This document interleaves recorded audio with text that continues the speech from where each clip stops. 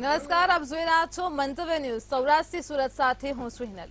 રાજ્યભરમાં ગાજવીજ સાથે ભારે વરસાદ પડી રહ્યો છે, જેમાં વીજળીના કડાકા સાથે અનેક જિલ્લાઓમાં વરસાદ થયો છે। અનેક જિલ્લાઓમાં ભારે વરસાદ થતાં જ પાણી પણ ભરાયા છે। જો કે વાતાવરણમાં પલટો આવતા લોકોને ગરમીથી રાહત મળી છે, તેમજ વરસાદ પડતા ખેડૂતોમાં ખુશીનો માહોલ પણ જામ્યો છે।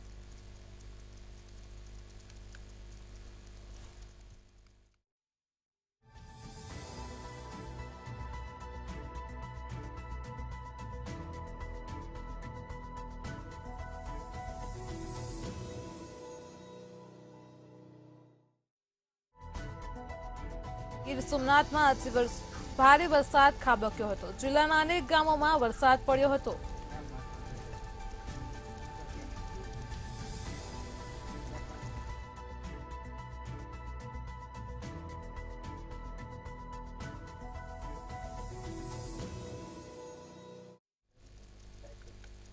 ભાવનગર શહેરમાં ચોમાસાની શરૂઆત થતાં જ તંત્રની રાબેતા મુજબની લોલમલોલ કામગીરી સામે આવી છે।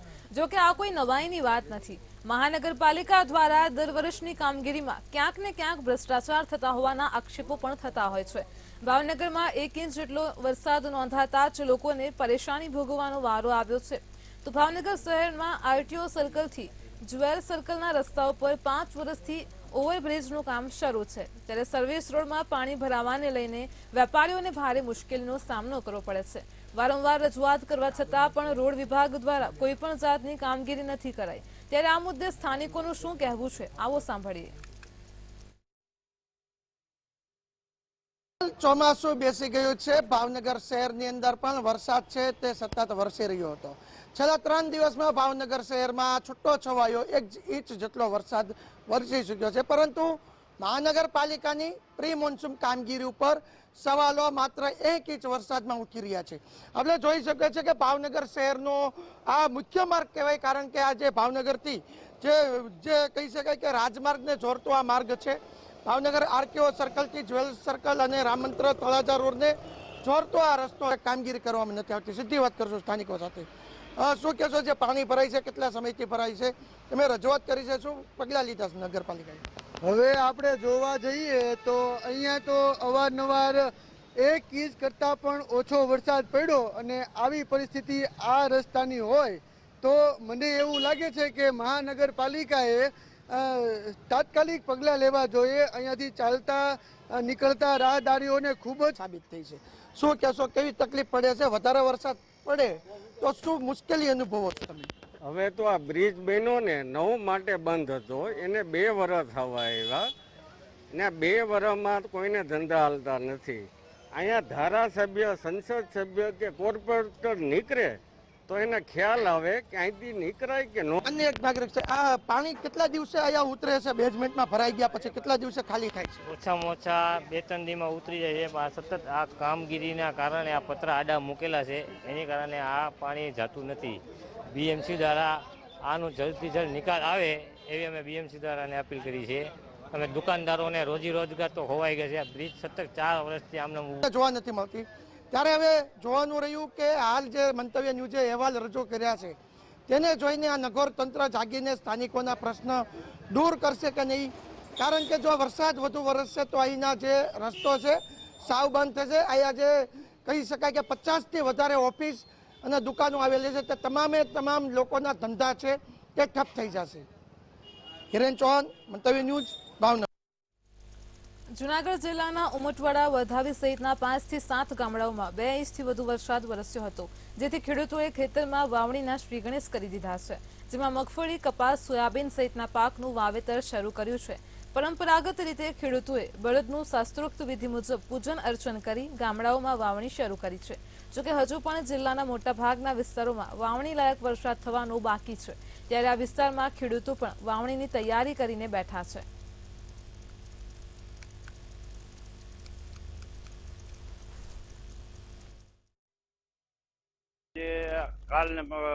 કાલને આજ 2 દિવસથી વરસાદ છે તે અમે વાવણીની તૈયારીઓ કરી છે।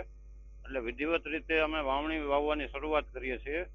એટલે વરસાદ સારો છે વાવણી લાયક, એટલે અમે મગફળીનું વાવેતર કર્યું છે અને આશા અમારે આ વિસ્તારમાં મગફળીનું બહુ સારું ઉત્પાદન મળે છે, એટલે જનરલ મગફળી જ વાવેતર થાય છે।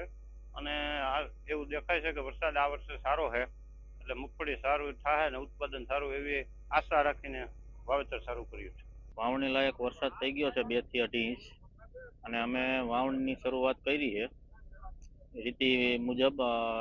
ગોળધાણા મીઠા મોઢા કરાવીને બળદુનો શણગાર કર્યો અને વાવણી લાયક વરસાદ થઈ ગયો છે. એના માટે અમારી એવી આશા છે કે મગફળીનું વાવેતર કર્યું છે અને હજી સારો વરસાદ થાય એવી અમારી આશા છે.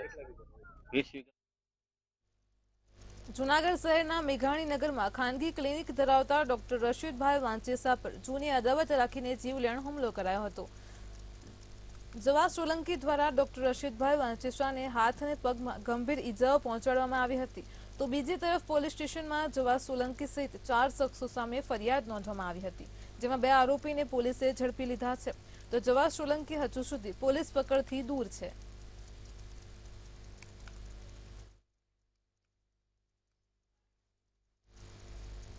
જામનગરમાં બાળકે ગળે ફાંસો ખાધો હોવાની ઘટના પ્રકાશમાં આવી રહી છે, તો જામનગરથી સમાચાર સામે આવ્યા છે. જામનગરમાં પરપ્રાંતીય બાળકે ગળે ફાંસો ખાધો છે, તો માતાએ ઠપકો આપતા જ બાળકને દુઃખ લાગે આવ્યું હતું અને બાળકે ગળે ફાંસો ખાધો છે. માતાના દુપટ્ટા વડે જ આ બાળકે ગળે ફાંસો ખાધો છે. જામનગરની સમગ્ર ઘટના છે. માતા દરેક વિસ્તારમાં મજૂરી કામ કરે છે અને માતાએ બાળકને ઠપકો આપતા જ બાળકને દુઃખ લાગે આવ્યું હતું. સમગ્ર ઘટનાને પગલે બાળકે ગળે ફાંસો ખાધો છે. તો જામનગરમાં પરપ્રાંતીય બાળકે ગળે ફાંસો ખાધો હોવાની ઘટના પ્રકાશમાં આવી રહી છે. જામનગરમાં સાયકલ ચલાવવા બાબતે માતાએ બાળકને ઠપકો આપ્યો હતો. માતાએ ઠપકો આપતા જ બાળકને દુઃખ લાગી આવ્યું હતું અને માતાના દુપટ્ટા વડે જ બાળકે ગળે ફાંસો ખાધો હોવાની ઘટના પ્રકાશમાં આવી છે. તો બાળકની માતા જામનગરના દરેક વિસ્તારોમાં મજૂરી કામ કરે છે. માતાએ સાયકલ ચલાવવા બાબતે જ બાળકને ઠપકો આપ્યો હતો, પરંતુ બાળકે ઠપકાને તેનાથી તેને દુઃખ પહોંચ્યું હતું અને જેના લીધે બાળકે ગળે ફાંસો ખાધો છે. જે ઘટના પ્રકાશમાં આવી છે, જામનગરથી પરપ્રાંતીય બાળકે ગળે ફાંસો ખાધો છે. માતાએ ઠપકો આપતા જ બાળકને દુઃખ લાગે આવ્યું હતું.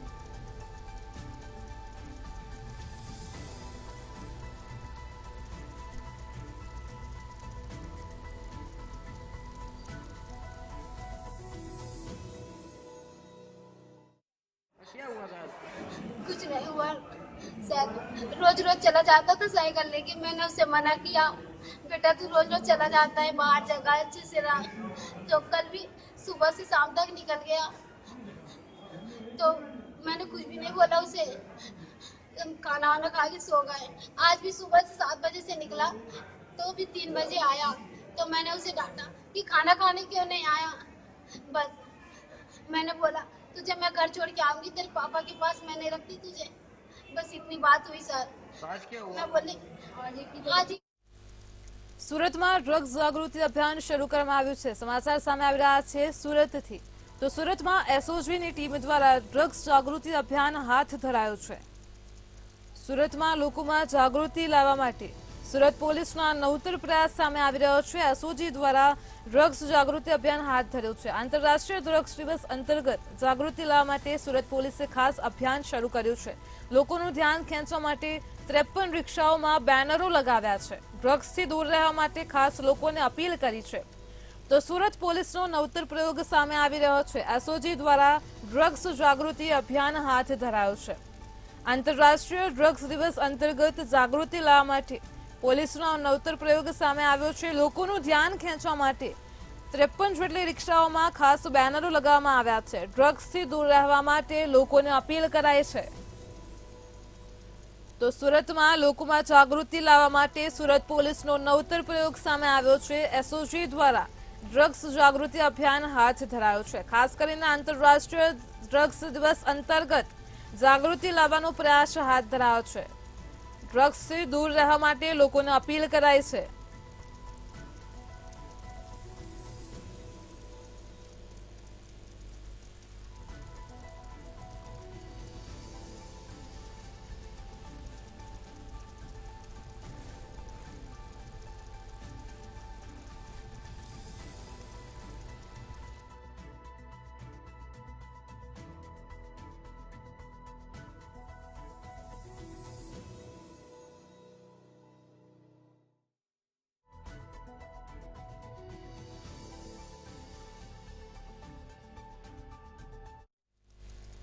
જામનગરમાં બાર એસોસિએશન દ્વારા એડવોકેટ પ્રોટેક્શન એક્ટની માંગ સાથે જિલ્લા કલેક્ટરને આવેદનપત્ર આપવામાં આવ્યું છે.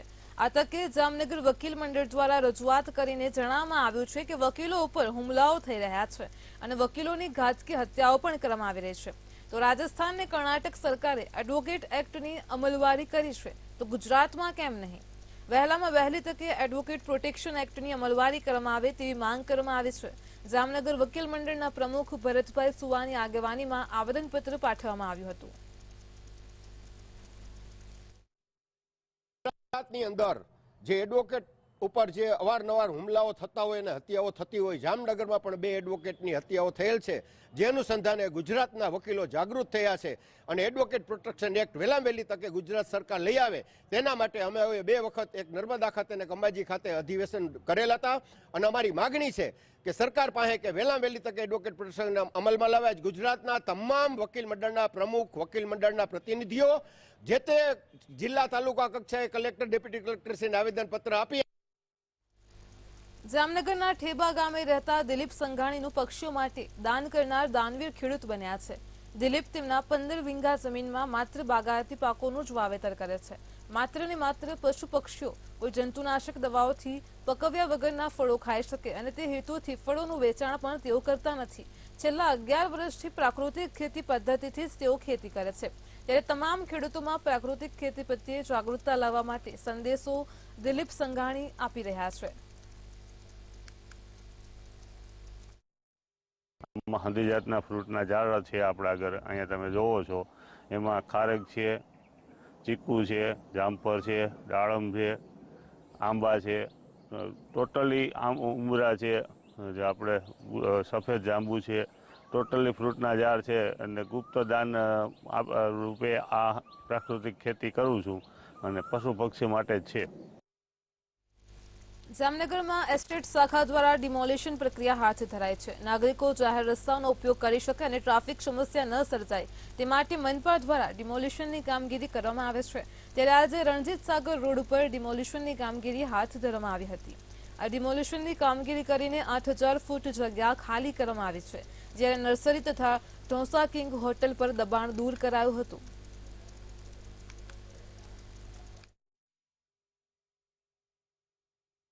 એને ઉપર જે એ લોકોએ જે ઇન્ક્રોચમેન્ટ કરેલો છે, ગેરકાયદેસર રીતે દબાણ દૂર કર્યો છે, એ અમારા દ્વારા અત્યારે દબાણ દૂર કરવાની કાર્યવાહી હાથ ધરવામાં આવે છે. એ આશરે 7 થી 8000 ફૂટ જગ્યા છે. જગ્યા ઉપર નર્સરી આવેલી છે અને ડોસાના જે ટેમ્પરરી સ્ટ્રક્ચર છે એ બનાવેલા છે. એસ્ટેટ શાખાની મેન એસ્ટેટ શાખાની ટીમ છે, પોલીસ પ્રોટેક્શન છે અને લાઇટ શાખાના. લીંબડી ધંધુકા રોડ ઉપર હોમિયોપેથિક મેડિકલ કોલેજ અને હોસ્પિટલ આવેલ છે. વિકાસ ટ્રસ્ટ સંચાલિત હોમિયોપેથિક મેડિકલ કોલેજમાં અનેક જિલ્લાઓના છાત્રો અભ્યાસ કરવા માટે આવતા હશે. તો હોમિયોપેથિક મેડિકલ કોલેજના કેન્ટીનમાં દાળમાંથી મૃત ગરોળી મળી આવતા ચકચાર મચી હતી. ભોજન કરતા છાત્રોએ મૃત ગરોળીનો વિડીયો સામે આવ્યો છે. આથી લીંબડી હોમિયોપેથિક મેડિકલ કોલેજના સંચાલન સામે સવાલો ઊભા થઈ રહ્યા છે. મામલતદારે કેન્ટીનમાં ચેકિંગ પણ હાથ ધર્યું હતું અને કેન્ટીનમાંથી સડેલા શાકભાજી અને અખાદ્ય લોટ પણ મળી આવ્યો હતો. છાત્રોના આરોગ્ય સાથે ચેડા ન થાય તેની તકેદારી રાખવામાં આવે તેવી માંગ ઉઠી છે.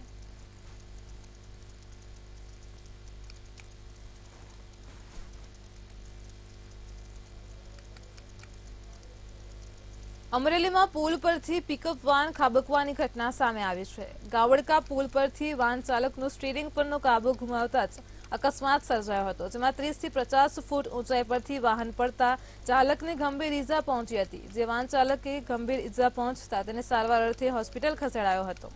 તો જોકે અવારનવાર આવી દુર્ઘટનાઓ બનતી હોય છે.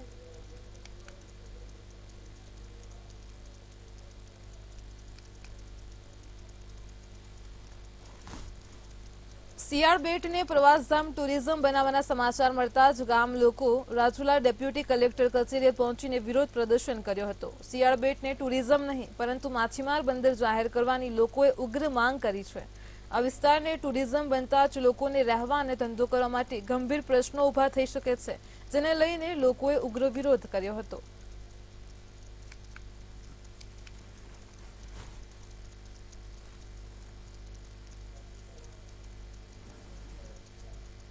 જૂનાગઢમાં વરસાદથી મનપાની કામગીરીની પોલ ખુલી છે. સમાચાર સામે આવી રહ્યા છે જૂનાગઢથી. જૂનાગઢમાં વરસાદ પડવાથી જ મનપાની પોલ ખુલી ગઈ છે. તો જૂનાગઢમાં જેલ રોડ નજીક વાહનો ફસાયા હતા. વરસાદ પડવાની સાથે જ મનપાની પોલ પણ ખુલી છે. જૂનાગઢમાં ગટરની કામગીરી બાદ પણ હલકી ગુણવત્તાનું પેચવર્ક કર્યું હોય તેવા દ્રશ્યો સામે આવ્યા છે. તો જૂનાગઢમાં એક જ કલાકમાં 10 થી 12 જેટલા વાહનો ફસાયા હતા. સ્થાનિક લોકોને ખાડામાંથી વાહનો બહાર કાઢવા પડ્યા છે. તો જૂનાગઢમાં વરસાદ પડવાથી મનપાની પોલ ખુલી છે. સદનસીબે વાહનો ફસાયા છે. આ ઘટનાઓમાં કોઈ જ જાનહાનિ નથી થઈ. 10 થી 12 જેટલા વાહનો ફસાયા હતા. વહેલી તકે પેચવર્ક કરવા માટે લોકો માંગ કરી રહ્યા છે. રાજ્યમાં ચોમાસાની શરૂઆત થઈ ગઈ છે. વરસાદના આગમન થતાની સાથે જ મનપાની પોલ ખુલી છે. ગટરની કામગીરી બાદ પણ નીચી ગુણવત્તાનું પેચવર્ક કર્યું હોય તેવા દ્રશ્યો સામે આવ્યા છે. એક કલાકમાં જ 10 થી 12 જેટલા વાહનો ફસાયા હતા. તો સ્થાનિક લોકોએ જ ખાડામાંથી વાહનોને બહાર પણ કાઢ્યા છે. તો જૂનાગઢમાં વરસાદથી જ મનપાની પોલ ખુલી ગઈ છે. સમાચાર સામે આવ્યા છે જૂનાગઢથી. આપ ટીવી સ્ક્રીન પર દ્રશ્યો જોઈ શકો છો. જેલ રોડ નજીક વાહનો ફસાયા હતા અને જેમાં સ્થાનિકોએ જ વાહનોને બહાર કાઢ્યા હતા.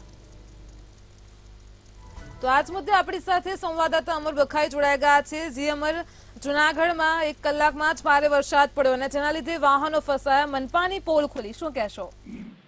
ચોક્કસ કે જે રીતે મહાનગરપાલિકા પ્રી મોન્સૂન કામગીરીની છે તે વાતો કરતી હોય છે અને બૂમો પાડતી હોય છે, પરંતુ પ્રી મોન્સૂન કામગીરી કઈ રીતના કરવામાં આવી છે તે દિવસે ને દિવસે સામે આવી રહી છે. ખાસ કરીને જૂનાગઢ શહેરની મધ્યમાં આવેલું જે જેલ રોડ છે ત્યાંથી અસંખ્ય વાહનો છે તે રોજના નીકળતા હોય છે. આજે સાંજે જ્યારે વરસાદ આવ્યો અને તે જ સમયે આ વિસ્તારની અંદર જે ગટરની કામગીરી કરવામાં આવી ને તેના ઉપર જે પાકું પેચવર્ક કરવાની જગ્યાએ તે લોકોએ માટી અને ધૂળ નાખી અને પેચવર્ક કર્યું હતું અને તેની પોલ ખુલી છે અને ત્યાં એક કલાકમાં 10 થી 12 જેટલા વાહનો છે તે ફસાયાની ઘટના સામે આવી છે. સદનસીબે કોઈ જાનહાનિ નહીં, પરંતુ એક વૃદ્ધ તે ખાડાની અંદર પડી ગયા હતા. 3 થી 4 ફૂટ ઊંડો ખાડો હતો. તેમાંથી સ્થાનિક લોકોએ તે વૃદ્ધને બહાર કાઢ્યા હતા. સ્થાનિક લોકોનું માનીએ તો 10 થી 12 જેટલા મોટા વાહનો, રિક્ષા, ટુ વ્હીલ સહિતના જે વાહનો છે તે ત્યાં ફસાયા હતા અને એક કલાક ત્યાં ટ્રાફિક જામ પણ રહ્યું હતું. બાદમાં હવે ત્યાં સ્થાનિક લોકોએ છે તે આડસ મૂકી દીધી છે અને ત્યાંથી કોઈ વાહનો પસાર ન કરે, જેને લઈને કોઈ ઘટના ન બને, જેને લઈ સ્થાનિક લોકો દ્વારા છે તે ત્યાં આડસ મૂકવામાં આવી છે. પરંતુ મહાનગરપાલિકા એક તરફ વાત કરે છે કે અમે પ્રી મોન્સૂનની કામગીરી કરી લીધી છે, પરંતુ તે વાત અહીં ખોટી પડે છે અને શહેરનો આ જ વિસ્તાર નહીં, પરંતુ ચોમાસાના 3, 4, 5 દિવસ પહેલા જ્યાં કામગીરી શરૂ કરવામાં આવી હતી ફક્ત કાગળો પર દેખાડવા માટે, અને ત્યાંની સ્થિતિ હાલ જોઈએ તો લોકોને ચાલવામાં બહુ મુશ્કેલીનો સામનો કરવો પડી રહ્યો છે. વાહન ચલાવવાની તો વાત દૂરની રહી, પરંતુ ચાલીને જવું તો પણ બીક લાગે કે અહીં સ્લીપ થઈ અને હાથ પગ તૂટી જશે તેવી ભય છે તે લોકોને સતાવી રહી છે. પરંતુ મહાનગરપાલિકાનું આ જે જાડી ચામડીનું તંત્ર લોકો કહી રહ્યા છે એ વાત આજે સાબિત થાય છે અને મહાનગરપાલિકા હવે ક્યારે જાગશે અને ક્યારે આ રસ્તા બનાવશે અને ક્યારે લોકોને આ પરેશાનીમાંથી મુક્તિ મેળવશે તે એક મુખ્ય સવાલ છે. જી અમર, સમગ્ર માહિતી બદલ આપનો આભાર. સુરતમાં ભૂપેન્દ્ર ચુડાસમાની હાજરીમાં પત્રકાર પરિષદ યોજાઈ હતી. સમાચાર સામે આવ્યા છે સુરતથી. ભૂપેન્દ્ર ચુડાસમાની હાજરીમાં સુરતમાં પત્રકાર પરિષદનું આયોજન કરવામાં આવ્યું હતું. પત્રકાર પરિષદમાંથી જે વિગતો સામે આવી રહી છે, ઇમરજન્સીને ભાજપ કાળો દિવસ તરીકે મનાવે છે. તો ઇન્દિરા ગાંધી દ્વારા અનેક સ્વયંસેવકોને જેલમાં બંધ કરાયા હતા. 3000 લોકોને 21 મહિના જેલમાં રખાયા હતા. તો સુરતમાં ભૂપેન્દ્ર ચુડાસમાની હાજરીમાં પત્રકાર પરિષદનું આયોજન કરાયું હતું.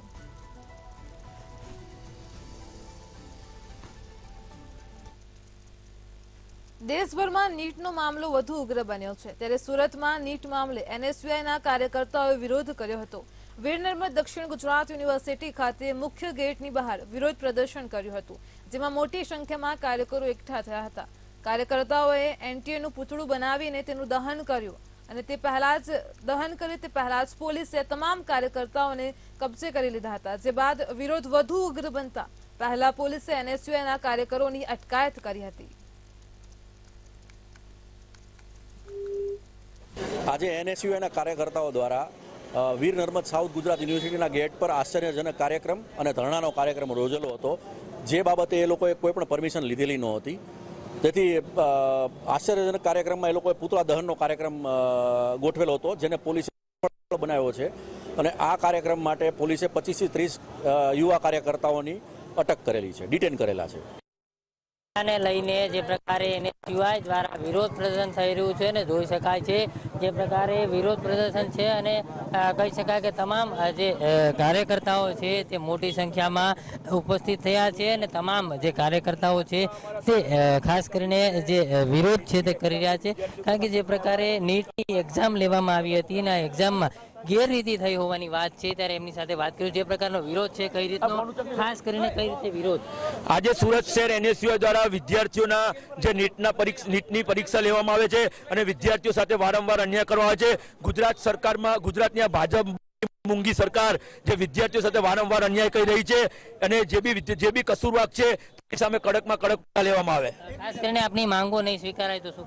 અમારી માંગો સ્વીકારવામાં નહીં આવે તો આવનારા સમયમાં NSUI ઉગ્રમાં ઉગ્ર આંદોલન કરશે